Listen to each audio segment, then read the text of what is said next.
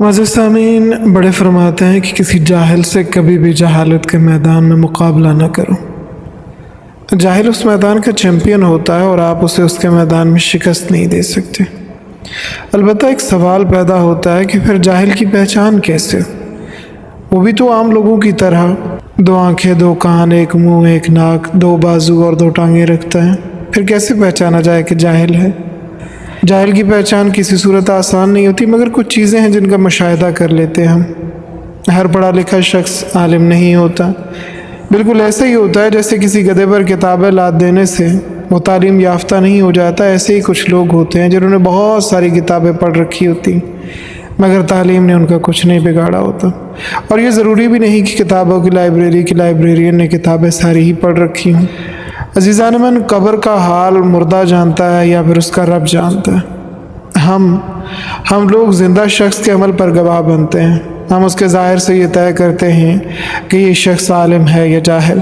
مثال لے لیں، دوسروں کو تانے دینا جہالت ہے اور یہ کوئی عالم نہیں کر سکتا۔ تانا ایک کمزور شخصیت کی نشانی ہوتی ہے، اور ایک جاہل سے زیادہ کمزور بھلا کون ہوگا؟ اور جاہل کی ایک اور بھی علامت ہوتی ہے، بجائے خود عمل اور امید بننے کے دوسروں سے اپنی من پسند توقعات اور خواہشات رکھتا ہے۔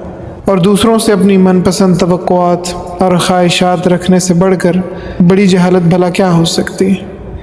اسی جہالت پر جب دوسرے پورا نہیں اترتے تو ان کو تانا دیا جاتا ہے۔ ایک قدیم کہاوت ہے کہ دریا کے اس پار دوسرے کنارے پر پہنچنے سے پہلے مگرمچھ کو تانا نہ دو۔ قدم قدم، سانس سانس محتاج زندگی کا دوسرا کنارہ موت ہے میرے پیارو۔ کوئی زندہ کسی کو تانا نہیں دے سکتا، اور دے بھی دے تو آج نہیں تو کل پلٹ کر اسی کے سامنے مگرمچھ کی طرح منہ کھولے کھڑا ہوگا، کیونکہ ہم سب انسان کمزور ہیں۔ ہم سب کے سامنے ایسی چیزیں آ جاتی ہیں جو آج ہم کسی کے اوپر تانا زنی کے لیے استعمال کرتے ہیں، کل وہی کمزوریاں ہماری ذات کا بھی حصہ بن سکتی ہیں۔ اس ساری وضاحت کے بعد کچھ نہ کچھ اندازہ تو ہو گیا ہوگا کہ جاہل کے اندر کون سی علامات ہوتی ہیں۔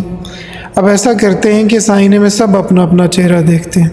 اگر ہم میں بھی کچھ خصوصیات جاہلوں والی پائی جاتی ہیں تو سب سے پہلے ہم خود میں سے اس کو دور کریں، اور اگر کسی دوسرے میں پائی جاتی ہیں جو ہمارے ارد گرد پائے جاتے ہیں تو پھر اپنے آپ کو ان سے دور کر لیں، تاکہ وہ ہماری انرجیز کو ضائع نہ کریں، ہمارے وقت کو برباد نہ کریں، ہمارے ایمان اور ہماری زندگی کو اسپائل نہ کریں۔